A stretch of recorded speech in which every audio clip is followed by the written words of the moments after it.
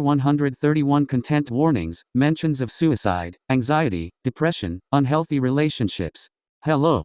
In late 2019, I, at the time 16, met a friend online that I thought that I connected to very well, and we ended up dating.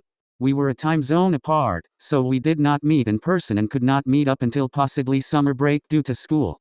However, he especially was not in a good mental space to be in a relationship with anyone. It was horrible for my health. I am diagnosed with several anxiety and depression disorders, and what was going on with him made this much worse. He would treat me as his therapist almost every day and would constantly stress me out with threats of suicide or actual attempts.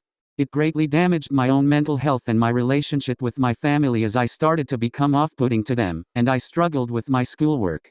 It wasn't until one day in February of 2020 that he attempted one night while I was asleep, and I was sure that he was dead. It almost killed me. I could not eat. I was throwing up. My parents thought I had become a shell of myself. I couldn't go to school, as I was so broken and distressed. I thought that I had done something wrong. After a few days, I got a message from him, and he was completely fine and had just been avoiding me. My parents were pissed and could not believe that this happened. I was just glad that he was alive. This happened for several months but got even worse as COVID hit, and we could not leave the house. After around May, he would start to avoid my messages and completely forget about plans we made together. I got dumped in July, claiming he was gay. While I do not deny that, it is extremely frustrating to me because I am transgender myself.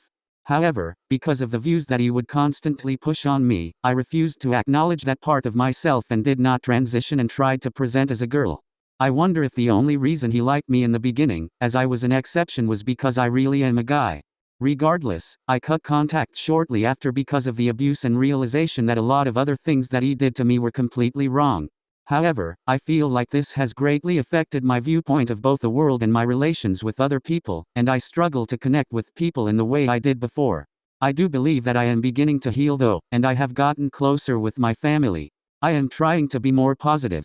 I have also transitioned and am out to my family and friends, and I am finally somewhat happy with myself, although I still have a lot to do to be the best I am. I learned that because of my attachment style as well as how I grew up, I try to adapt myself to others to make them like me, which can be extremely unhealthy, and suck the life out of you. I have been making an effort to reconnect with myself and push back against changing myself for other people. Finding things that I can do myself, spending time with myself is very healing and has been improving my academic life as well.